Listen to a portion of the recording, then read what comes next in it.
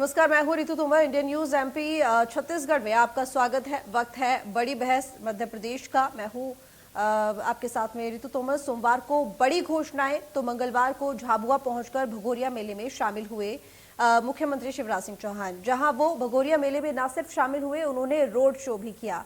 बता दें कि भगोरिया आदिवासियों का बड़ा त्योहार है, यानी सीएम फुल एक्शन में है। सोमवार को सीएम शिवराज विधानसभा में एकदम अलग अंदाज में नजर आए। सदन में उन्होंने 5 राज्यों के विधानसभा चुनाव के नतीजों पर कांग्रेस पर जमकर तंज कसे।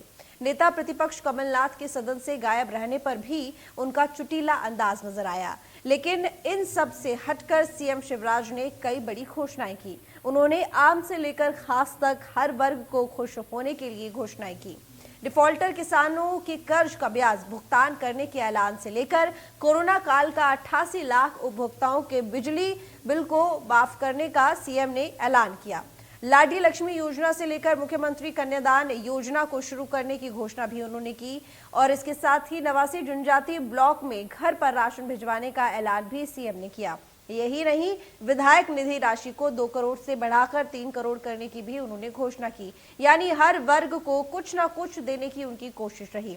इससे पहले सफाई कर्मियों को सफाई मित्रों से संबोधित किए जाने की बात करते हुए उन्हें स्टार रैंकिंग के हिसाब से सम्मान निधि देने का ऐलान भी कर चुके हैं। सीएम जिस तरह से एक के बाद एक बड़ी घोषणाएं कर रहे हैं और हर वर्ग को तुम ये लो कर सौगात दे रहे हैं, वो साफ जताता है कि सीएम शिवराज मिशन 2023 के मोड में पूरी तरह से आ चुके हैं। आज यही बहस का मुद्दा है जिस पर हम चर्चा करेंगे। लेकिन पहले देखिए कि सोमवार को सीएम ने किस अंदाज में किसके लिए क्या कुछ कहा।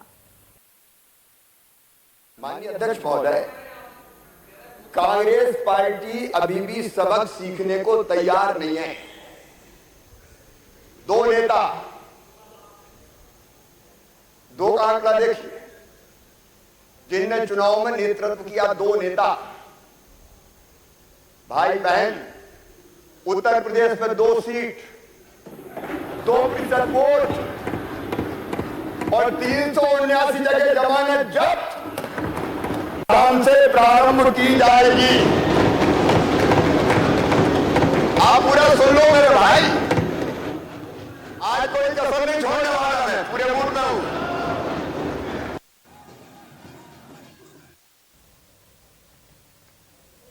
तो सीएम शिवराज मूड में है। उन्होंने खुद ही कहा लगातार सदन में वो सभी वर्गों के लिए घोषणा कर रहे हैं। क्या उनकी ये घोषणाएं 2023 की तैयारी है? बस इसी मुद्दे को लेकर आज हम चर्चा करेंगे। तो फिलहाल जो आप ये तस्वीरें टीवी स्क्रीन पर देख रहे हैं, झाबुआ की तस्वीरें हैं जिसमें मुख्यमंत्री शिवराज सिंह चौहान पहुंचे और इसके साथ ही नृत्य भी आदिवासियों के साथ करते हुए नजर आए। आपको बता दें कि ये सांस्कृतिक और इसके साथ ही पुराना पारंपरिक एक मेला लगता है जिसमें सभी रंग आदिवासियों की संस्कृति से जुड़े हुए दिखाई देते हैं और इसी में मुख्यमंत्री आदिवासियों के संग नाचते हुए भी नजर आए।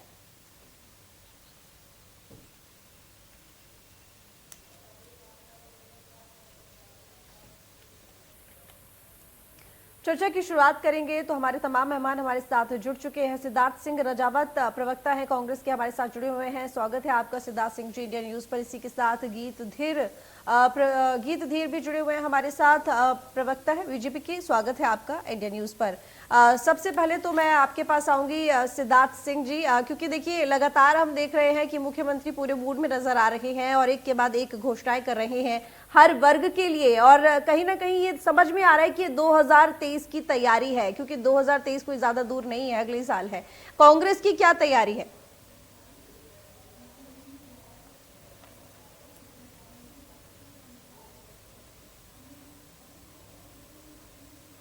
सिद्धार्थ जी, मेरी आवाज मिल रही है आपको? लगता है वो हमारे साथ उन तक आवाज नहीं पहुंच रही है, शायद थोड़ी देर में वो हमसे जुड़ेंगे। चलिए मैं आपके पास आती हूँ गीत। देखिए गीत जी, लगातार हम देख रहे हैं कि सदन में मुख्यमंत्री शिवराज सिंह चौहान एक के बाद एक घोषणाएं कर रहे हैं और खुद उन्होंने कहा है कि वो पूरे मूड में है और लगातार हर वर्ग को अपनी तरफ से कोई ना कोई सौगात वो देते जा रहे हैं। अब देखिए 2023 भी कोई दूर नहीं है, अगले ही साल 2023 आने वाला है। ऐसे में क्या जो उनकी ये घोषणाएं हैं, ये 2023 की तैयारियां चल रही हैं अभी से? ऋतु जी, भारतीय जनता पार्टी जो है वो हमेशा ही चुनाव मोड में काम करती है, ये कहना गलत नहीं होगा, लेकिन हम इसको चुनाव का दृष्टिकोण बना के कार्य नहीं करते। चुनाव मोड से हमारा तात्पर्य रहता है कि हमेशा एक गति में रहकर कार्य करते हैं, सबके विकास को ध्यान में रखते हुए कार्य करते हैं, अंत्योदय को ध्यान में रखते हुए कार्य करते हैं। उसी को ध्यान में रखते हुए हमने कार्य किया। देखिए, अभी अगर हम बात करें बिजली बिलों की, तो देखिए कोरोना काल में बहुत भार पड़ा था सबके ऊपर, क्योंकि किसी की भी आमदनी नहीं थी, पूरा काम धंधा पूरे देश का चौपट हो गया था। तो मध्य प्रदेश ने पहल करी है, जिसमें लगभग बड़ी संख्या में जो है वो 88 लाख उपभोक्ताओं का 64,000 करोड़ रुपए का जो बिजली का बिल है उसको माफ कर दिया है। अच्छा, जो लोग ये बिल भर चुके हैं वो आगे एडजस्ट कर लिया जाएगा। अब इसमें अमीर और गरीब और किसी अनुसूचित जाति या अल्पसंख्यक जनजाति या अनुसूचित जाति की बात ही नहीं है। इसमें सामान्य से लेकर के हर वर्ग की बात की जाए तो उनके लिए राहत की बात है। फिर अगर बात की जाए सफाई कर्मियों वाली, तो देखिए उनको भी एक सेवा का एक काम में मिला है, तो उनको आदर होना ही चाहिए। हमारे संवेदनशील मुख्यमंत्री श्री शिवराज सिंह जी, उन्होंने निश्चित रूप से फैसला जो है किसी चुनाव को देखते हुए नहीं किया, क्योंकि अभी उपचुनाव ने तो बहुत साफ साफ निर्णय दे दिया था कि भारतीय जनता पार्टी जो है वो निश्चित रूप से जीत रही है। और अभी 5 में से 4 राज्यों में भी जो भारतीय जनता पार्टी की जीत है उसने भी साफ साफ दर्जा दिया है। लेकिन हम जीते या हारे, महत्वपूर्ण ये होता है कि कल की योजना से बेहतर और हम आज कैसे कार्य कर सकते हैं। इसी को ध्यान में रखते हुए जो हमारी लाडली लक्ष्मी योजना है, जिसको केंद्र ने तक के अडॉप्ट किया था, माननीय शिवराज सिंह जी के द्वारा शुरू की हुई ये योजना थी, इसको भी शिवराज जी ने बोला है कि इसके अंदर उसको जो है वापस से रीडिजाइन किया जाएगा, इसको और बेहतर बनाया जाएगा, ताकि और बच्चियों के उद्धार के लिए मध्य प्रदेश जैसे पहले काम करके नंबर 1 पे आया था, अब यहाँ की बच्चियां पढ़ लिख कर और अधिक भाग्यशाली बन जाए, क्योंकि मध्य प्रदेश में जन्मी हुई बच्ची को भाग्यशाली माना जाता है। हमारे लिए बहुत गर्व की बात है कि अन्य कोई सरकार किसी राज्य में नहीं कर पाई थी, लेकिन मध्य प्रदेश ने जब एक ये प्रणाली शुरू करी कि यहाँ की जो बेटी है वो भाग्यशाली ही पैदा होगी, क्योंकि वो लखपति ही पैदा होती है, तो वो जो है पूरे देश ने उसको अडॉप्ट किया था। अब इसको रीडिजाइन करके इसको और बेहतर कर रहे हैं। अन्य कई योजना है। देखिए, अगर हम डोर टू डोर राशन की बात करें तो इसके माध्यम से भी एक जाति वर्ग के लिए हमने जो योजना शुरू करी थी, जहां तक के ट्राइबल एरिया की बात की जाए, जहां तक के पहुंचना बहुत कठिन था, जहां तक के सड़क मार्ग नहीं है, बहुत कठिनाई से पहुंचा जाता है, वहीं उसी जाति शेष यानी कि ओबीसी और अनुसूचित जाति जनजाति वर्ग के लोगों को ही इस काम में इंगेज किया जाएगा, उन्हीं को रोजगार उपलब्ध करवाया जाएगा और उन्हीं के माध्यम से, क्योंकि वो सभी लोगों को उधर क्षेत्र के अपने जानते होंगे, डोर टू डोर राशन पहुंचवाया जाएगा निःशुल्क। अब देखिए, ये बात जो है बहुत महत्वपूर्ण है, क्योंकि यहाँ पर समान दृष्टिकोण होना बहुत जरूरी है। यहाँ पर आप वो दृष्टिकोण नहीं रख सकते कि कश्मीर में कांग्रेस के चाचा जान थे जिन्होंने वहां पर लोग मर रहे थे और वो भाषण दे रहे थे कि मुझे तो शेख अब्दुल्ला से अपनी दोस्ती निभानी। यहाँ पर माननीय शिवराज सिंह जी ने एक संवेदनशीलता का बहुत बड़ा उदाहरण दिया है। भारतीय जनता पार्टी मध्य प्रदेश की जनता के लिए कितनी प्रतिबद्ध है, निश्चित रूप से ये भी सबके सामने दिखाया है। अनेकों उदाहरण पहले भी देते रहे। कर्ज माफी एक बहुत बड़ी बात थी जिसको कांग्रेस अधूरा छोड़ के गई थी। देखिए, कांग्रेस के अधूरा छोड़ने के बाद में 2000 करोड़ रुपए कर्ज माफी बचा हुआ था, जो बकाया था, उसमें 1200 उसमें 1200 करोड़ रुपए और मिला के, यानी कि 3200 करोड़ रुपए की राशि कोरोना काल में डिजिटल इंडिया का माध्यम से, सिंगल क्लिक के माध्यम से सबके खाते में पहुंचा है, जिसके लिए प्रदेश की जनता ने शिवराज जी का बहुत आभार व्यक्त किया था। मैं भी उनका आभार व्यक्त करता हूं जनता के लिए इतना कार्य करने के लिए। निश्चित रूप से वो 5-6 घंटे सो के जनता के लिए जिस प्रकार से कार्य करते हैं, मेरा तो ये मानना है हम सभी राजनेताओं को उनसे प्रेरणा लेकर ये कार्य करना चाहिए। अभी भी हम हार नहीं मान रहे, अभी भी हमें बहुत कुछ करना है।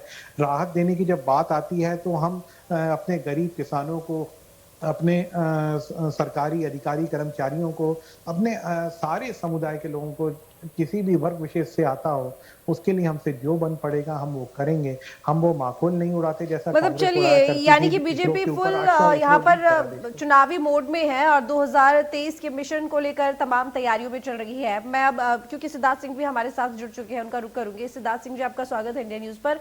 देखिए, अगर हम सदन की बात करें तो लगातार बीजेपी की तरफ से, मुख्यमंत्री की तरफ से कई घोषणाएं हो रही हैं इस बजट सत्र में, और एक के बाद एक वो हर वर्ग को कुछ ना कुछ सौगात साथ दे रहे हैं। देखिए 2023 ज्यादा दूर नहीं है, चुनाव नजदीक है, ऐसे में कांग्रेस का क्या स्टैंड है? कांग्रेस खुद को कहां पर देख रही है?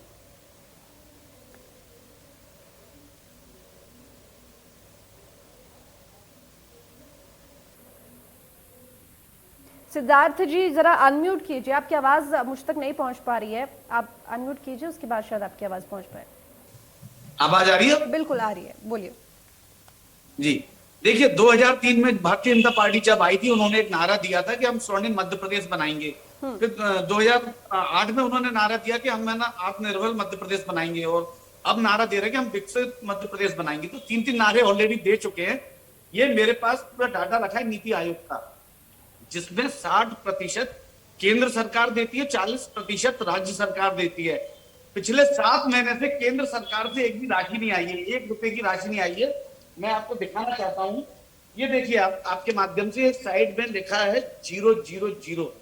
ये देखिए आप, केंद्र का है ये अभी धीर जी जो बड़ी बड़ी बातें कर रहे थे कि हमें बड़ा उनका धन्यवाद बोलना चाहिए हमारे मुख्यमंत्री जी का कि उन्होंने इतना किया वो किया। मात्र और मात्र 18 साल से सिर्फ और सिर्फ झूठी घोषणाएं हो रही हैं। आज की डेट में बजट का प्रावधान है, बजट का जो प्रावधान है 3,84 करोड़ रुपए का ये टोटल बजट है हमारे मध्य प्रदेश का, जिसमें से 1,40,000 के लगभग करीब राज्य शासन का हिस्सा है और 2,44,000 करोड़ रुपए का ये केंद्र शासन का है। अभी तक केंद्र शासन ने इनको 1,55,000 करोड़ रुपया ही दिया है विगत 1.5-2 सालों में। जब आपके पास केंद्र से पैसा ही नहीं आ रहा है तो आप योजनाएं पूरी करेंगे कहां से? मैं ये पूछना चाह रहा हूं। आप इतना छल कपट पाप करके और सिर्फ इवेंट के नाम पर आप विज्ञापन छपवा के जनता को बेवकूफ बना रहे हैं, गुमराह कर रहे हैं। आज की डेट में आपने अभी 60,000 करोड़ रुपए का आपने फिर एक कर्जा लिया है। अभी तक 2.25 लाख करोड़ था जब माननीय कमलनाथ जी ने छोड़ा था, उस समय पे 2.25 लाख करोड़ का कर्जा था। 60,000 करोड़ का आपने फिर कर्जा ले लिया, अब 275 के करीब पहुंच गया है। जो 60,000 करोड़ लिया था उसमें से 20% आपका पैसा चला गया ब्याज में, जो आपने कर्जा लिया वर्ल्ड बैंक से। अब आप ये बताइए आपकी योजनाएं पूरी कैसे होंगी? और आप बात करते हैं 1.5 वर्ष की। मैं जब भी आपको देखता हूं तो बड़ी हंसी आती है कि आप है ना अपने 15 वर्ष, 17 वर्ष, 18 वर्ष की बात करते नहीं है और 1.5 वर्ष की बात करते कि माननीय कमलनाथ जी कर्जा छोड़ गए थे। अरे भैया 17-18 साल से तो आप सत्ता में हैं, 1.5 वर्ष से हम थे। 27 लाख किसानों का कर्जा माफ किया, 6,000 करोड़ रुपया। और आप जो जनधन राशि का बोल रहे हैं किसान, अरे फिर हिलाने से कुछ नहीं होगा धीर जी। कभी आप इसमें नीति आयोग का डाटा भी पढ़ा करिए। आप बहुत बुद्धिमान हैं, मानता हूं, और बड़े चाटू, मतलब आप बड़े अच्छी तरीके से समझाते हैं। ये मेरे पे पूरा डाटा रखा है। नहीं सिद्धार्थ सिंह जी, आप ये आरोप लगा रहे हैं कि यहाँ पर बीजेपी सिर्फ खेल खेल रही है पेपर्स का और योजनाओं की घोषणाओं का। इनके पास बजट नहीं है, इनके पास यहाँ पर खर्च करने के लिए पैसा नहीं है, लेकिन घोषणाएं की जा रही हैं। यही आरोप है ना सिद्धार्थ जी आपका? बिल्कुल अवश्य, मेरे पास तो साक्ष्य। चलिए ठीक है गीत जी, मैं आपके पास आऊंगी। जवाब दीजिए कि जब आपके पास पैसा ही नहीं है तो फिर योजनाएं कैसे पूरी होंगी? घोषणाएं किए जा रहे हैं सिर्फ दिखाने के लिए। मैं बताता हूँ, देखिए कांग्रेस ने बड़ा झूठ बोला और सदन में ही बोला इन्होंने कि आप जो है वैक्सीन जो है हमारे बच्चों की वैक्सीन बाहर विदेशों में बेच रहे हो, फ्री कोर्ट में माफी मांग किया है। फिर इन्होंने बोला कि ऑक्सीजन की कमी से लोग मर गए और ये माफी मांग के आइए। मेरे सामने में आप क्यों हस्तक्षेप कर रहे हैं? मैं आपके सामने में नहीं बोलता श्रीमान जी। ऋतु जी मेरा आग्रह है, कुछ करवाइए। ऋतु जी ये देखिए झूठ बोल रहे हैं और सच भी नहीं आने दे रहे हैं। आपको बता तो रहा हूँ झूठ आप कैसा बोलते हैं, पहले मैं जनता को ये बता दूं, फिर आपकी सच्चाई भी बताता हूँ, आपकी सच्चाई से अवगत करवाता हूँ और आपका झूठ भी अवगत करवाता हूँ। देखिए इनके राहुल गांधी जी जो बात बोलते हैं उससे ही आगे बढ़ाते थे। और मैं एक और बात बताता हूँ, ये देखिए डेटा मैं भी दिखा रहा हूँ, ये डेटा मैं भी दिखा रहा हूँ, ये आपकी ये है आपकी महिला कांग्रेस की डेटा मैं भी दिखा रहा हूँ और डेटा ये मैं देखिए ये नहीं, तो आप जो बात बोल रहे हैं ना डेटा मेरे पास ये देखिए कर्ज माफी की अगर आप बात करें तो ये कर्ज माफी का सच आपका ये है डेटा कर्ज माफी का। लेकिन आप विषय आने दीजिए, आप चैनल पर टाइम मत खराब करिए, मुझे आपके साथ नहीं। ऋतु जी इनकी आवाज देखिए एक मिनट रुकिए सिद्धार्थ जी, आप शांत रहिए। गीत जी आप अपनी बात पूरी कीजिए। देखिए अगर आप दोनों एक साथ बोलेंगे तो आपकी बात मुझे नहीं समझ में आ रही, दर्शकों को कैसे समझ में आएगी? आप दोनों ही अपना अपना एक एक करके पक्ष रखेंगे तो शायद हम ज्यादा बेहतर तरीके से बात को समझ सकते हैं। सिद्धार्थ जी, आप अपनी बात, ऋतु जी, ये वो मैं आपके पास पहुंचूंगी, लेकिन ऋतु जी, गीत जी आप ये अपनी वो बात पूरी कीजिए। ऋतु जी, ये जो डेटा मैं आपको दिखा रहा हूं, ये वो है जो कांग्रेस ने पटल पर रखा था विधानसभा के कर्ज माफी का। अब आप इसमें देखिए 2200 करोड़ रुपए का जो डेटा है, जो कर्जा है, वो माफ करना बचा था। अब इन्होंने कितने किए, 100 का किया कि 10 का किया, मालूम ही नहीं हुआ। 1000 ये करोड़ मैं का दिखा किया रहा है। हूं, ये वो है। बोल दीजिए कि झूठा है, ये आपके मंत्री ने नहीं रखा था। 1000 अब करोड़ एक का और कर्जा माफ बात, किया, एक उसके और बात, कागज नहीं दे रहे। फिर बीच में बोल रहे हो आप। आपके कृषि आप मंत्री ये पटेल कांग्रेस का साहब ने आचरण है, माना था बौखलाने क्यों लगते विधानसभा के हैं? अंदर। कांग्रेस जो है कृषि बात ही नहीं मंत्री आने देती, ने माना था सच्चाई कि जनता के बीच में कमलनाथ जी ने जाती है कर्जा तो माफ राहुल किया गांधी है। बन जाते हैं, या तो नहीं, जीत लेकिन जाते गीत हैं। जी देखिए, एक तो बात देखिए, बताइए, जब सरकार चली ही नहीं, 1.5 साल वो ऋतु कुल जी चली पहले- है, वो आगे भी कर्जा माफ कर देते, अगर शायद उनका पूरा कार्यकाल होता 1.5 साल में वो क्या ही कर ऋतु लेते। जी, उन्होंने कर्जा माफ तो किया ही नहीं, जनता के पैसे से आईफा और आईटा करवा रहे थे। अच्छा, आप एक बात बताइए, बेटियों के लैपटॉप और स्कूटी कहाँ चले गए? बेरोजगारों को 4-4 हजार रुपए भत्ता देने वाले थे ना, वो कहाँ चले गए? महिला सुरक्षा की बात करने पर राजस्थान में तो इनकी सरकार है, अपराधों में नंबर 1 पे आ गए, और इन कर्नाटका में इनके विधायक बोलते हैं जब बेटियों का अरे रेप मध्य हो रहा प्रदेश में आ जाओ आप। है चाहिए। अब ये आचरण फिर भी मध्य प्रदेश में आ जाओ। खैर, अब मैं बताता हूँ, क्योंकि इन्होंने मध्य जो प्रदेश सवाल में आप किया आ था, नहीं आपके पाएंगे, सवाल क्योंकि का आपके उत्तर ले लो पास कोई मुद्दा श्रीमान है जी। मध्य प्रदेश से बात करने का। सिद्धार्थ जी, आप उत्तर ले लो पहले। अब आपने बोला था, देखिए अगर हमने कर्जा नहीं लिया, ये खुद दिखा रहे हैं कर्जा नहीं लिया, दो तरीके से बात कर रहे हैं, फिर भी हम योजनाएं दे रहे हैं, जनता के खातों में पैसा जा रहा है। जब बात होती है आंकड़ों की, बात की जाती, आप सरकार के आंकड़े नहीं, आप जनता से भी जाकर पूछ लीजिए। इनको पहली मैंडेट मिल चुका है, 10 साल पहले इनको जनता नकार चुकी थी और बाहर हो चुके हैं। अभी 2 राज्यों में बचे हैं, केवल छत्तीसगढ़ और राजस्थान, वहां से ही बाहर होने वाले। इस तरीके का झूठ बोल के जो आत्मनिर्भर की बात करी थी, हमने कर दिखाया। ये इन्होंने ही सिद्ध किया कि हमने कर्जा नहीं लिया। जिनके मनमोहन सिंह जी आए थे, जो एयर इंडिया और इंडियन एयरलाइंस का मर्जर करके 7,000 करोड़ रुपए का एक दिन में ही नुकसान कर रहे थे, जिससे बच्चा कर्जे में आ गया था। कोई भी ऐसा चैनल अछूता नहीं था उससे, और इंडिया न्यूज ने भी खबर बड़ी प्रमुखता से दिखाई थी। अब देखिए, ये सिद्धार्थ जी क्या इसको डिनाई कर सकते हैं? और विशेषज्ञों ने मना किया था यहाँ पर। देखिए गीत जी, ये बात तो एक अलग रही, ये तमाम बातें आपकी, लेकिन देखिए जो सिद्धार्थ जी ने आपके ऊपर आरोप लगाया कि आपके पास बजट ही नहीं है, आपके पास पैसा ही नहीं है, आप जितनी भी घोषणाएं कर रहे हैं, कर तो रहे हैं, लेकिन उनको पूरा कैसे करेंगे? आप इसका जवाब दीजिए, फिर मैं सिद्धार्थ जी के पास जाती हूँ। पैसा कैसे नहीं है? देखिए, कर के रूप में पैसा आता है। देखिए, सरकारी खजाने इनके रूप में इन्होंने पहले खूब हल्ला मचाया था कि सरकारी खजाने, खजाना वजाना कुछ नहीं होता है ऋतु जी। देखिए क्या होता है, सरकार के पास में जो कर आता है, उसको कर को इकट्ठा करके सरकार उसको जनता की डेवलपमेंट के लिए यूज करती है। तो कोई खजाने नहीं होते हैं, वो पैसा आया फिर वो वहां से निकल के क्या रोटेशन में रहता है ये मनी। देखिए, आप जैसे टोल से पैसा निकलता है, टोल टैक्स आता है, अन्य कर आते हैं, आप टिकट लेते हैं, उसके ऊपर मान लीजिए किसी जू की टिकट लेते हैं या किसी मूवी की टिकट लेते हैं या अन्य चीजों में आप जाते हैं तो कर लगता है। वो कर जो है वो सरकार का रेवेन्यू जनरेट होता है, और वो रेवेन्यू जो है डेवलपमेंट के कामों में लगता है। हम तो इसको खजाने में अपने बंद करके तिजोरियों में नहीं रख लेते, जैसे एक कांग्रेस किया करती थी, और उसको मौका देखते ही फर करके निकल जाते थे। इनके बोफोर्स घोटाले की बात की जाए या चलिए ठीक है, मैं सिद्धार्थ जी के पास आती हूँ। देखिए सिद्धार्थ जी, सही बात है, केंद्र पैसा दे रहा है, कब दे रहा है, देगा नहीं देगा वो बात एक अलग है, लेकिन राज्य सरकार के पास अपना भी पैसा होता है, तमाम करों के थ्रू बहुत सारी चीजें होती है जिनके थ्रू पैसा आता है, और इसी तरीके से मार्केट में रहता है, चलता रहता है। कर्ज लिया आपने खुद बताया है, तो भैया घोषणाओं के लिए खर्च होगा ना ये कर्ज का पैसा, विकास के काम के लिए तो आखिर ये सरकार पैसा ले रही है ना कर्ज के लिए। सुनिए, और ये आपके चैनल के माध्यम से मैं जनता को ये भी दिखा रहा हूँ। देखिए, इन्होंने 70-75 सालों में कितने घोटाले किए और कितने होगा। 1948 घोटाले की बात छोड़िए, अभी ये आपका काला चिट्ठा मैं बोल रहा हूं, करोड़ों और 3,000 करोड़ से नीचे की राशि कहीं पे नहीं है। सुनिए, चलिए ठीक है, मैं गीत जी आऊंगी आपके पास। सिद्धार्थ जी बात पूरी कीजिए जी। कुल विनियोग की राशि 2,80,237 करोड़ एवं कुल शुद्ध व्यय 2,47,715 करोड़ का प्रावधान है। इसमें राजस्व घाटा है 3,763 करोड़ का, यह मध्य प्रदेश का है, नीति आयोग का। सकल राज्य घरेलू उत्पादनों के राज्य कोषीय घाटे 4.56% अनुमानित राजस्व प्रतियां 1,95,180 करोड़ है, जिसमें राज्य के स्वयं के कर की राशि 72,000 करोड़ के करीब है। केंद्रीय करों में प्रदेश का हिस्सा 64.107 करोड़ है। राजस्व 13,618 करोड़ एवं केंद्र से प्राप्त सहायता अनुदान 44,595 करोड़ शामिल है। अब जब आप हर चीज में घाटे में हैं, तो आप कहां से वित्तीय वो बताएंगे, आप कहां से देंगे? ये मेरे पास साक्ष्य है और इसकी वेबसाइट भी मैं आपको बताऊंगा। सिद्धार्थ जी देखिए, सिद्धार्थ जी मेरी बात सुनिए, जो आप ये तमाम बातें बता रहे हैं, जो आप आंकड़े गिनवा रहे हैं, देखिए एक अगर आम जनता की बात हम करें तो उनको आंकड़े समझ में नहीं आते। उनको ये समझ में आता है कि भाई सरकार ने अगर घोषणा की है कि हमारा बिजली बिल माफ होगा तो हमें बिल नहीं देना है, अगर सरकार ने कहा है कि भाई जो मैंने कर्ज लिया है मुझे उस पर ब्याज नहीं देना है, तो मुझे ब्याज नहीं देना है। अब सरकार उसको लेकर क्या करती है वो सरकार का सोचना है, सरकार का काम है। लेकिन जो योजना उन्होंने चलाई है, जो घोषणा उन्होंने की है, तो उसका लाभ अगर जनता को मिल रहा है तो भाई वो दिख रहा है ना नीचे। अगर वो आम जनता को दिख रहा है तो जाहिर है कि सरकार उसको कैसे भरेगी, क्या देखेगी, क्या करेगी, वो सरकार का काम है। जनता का काम तो सिर्फ इतना है कि भाई योजना आई, घोषणा हुई, हमें लाभ हुआ। इसके लिए कांग्रेस क्या करेगी? देखिए, मैं आपकी सब बातों से सहमत हूं।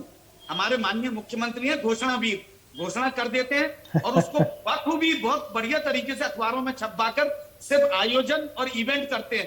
अरे आप 5,000 करोड़ रुपए जो विज्ञापनों पे खर्च कर चुके हैं, और अभी मेरे आदरणीय भाई बोल रहे थे तो मैं इनको याद दिला दूं कि आपका जो मैनिफेस्टो था उसमें आपने बोला था कि हमारे बच्ची को स्कूटी देंगे। ये कांग्रेस का मैनिफेस्टो में नहीं था, ये भारतीय जनता पार्टी के मैनिफेस्टो में था।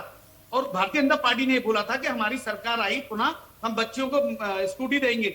आपने स्कूटी दी क्या? जब आपके पास बजट में प्रावधान ही नहीं है, आप कहां से लाभान्वित करेंगे जनता को? आपका बजट जो अभी बजट आया है, आप ऑलरेडी कर्जे में अभी 60,000 करोड़ रुपया जो दिया है उसमें से 20% तो आपका चुकाने में चला गया कर्जा वर्ल्ड बैंक को। आप आगे योजनाएं जो मैं आपको बता दूं, 19 योजनाएं कृषि विभाग में लागू की गई थी। 19 योजनाओं में मैं आपको ये भी बताता हूँ, ये भी याद दिला देता हूँ और अपनी बातें भी बताता हूँ। ये कांग्रेस का मैनिफेस्टो है, पैसा अभी राज्य सरकार देती है और केंद्र सरकार से अभी तक इनके पास विगत 3 सालों से केंद्र सरकार ने पैसा नहीं दिया। अब आपका जो 80,000 करोड़ का जीएसटी का जो बकाया है पिछले विगत 3 सालों का, आपको डबल इंजन की सरकार आप बोलते हैं, आपके 28 सांसद एक भी मुखर होके प्रधानमंत्री या गृह मंत्री से बोलनी बात है कि हमारा जीएसटी का पैसा दो।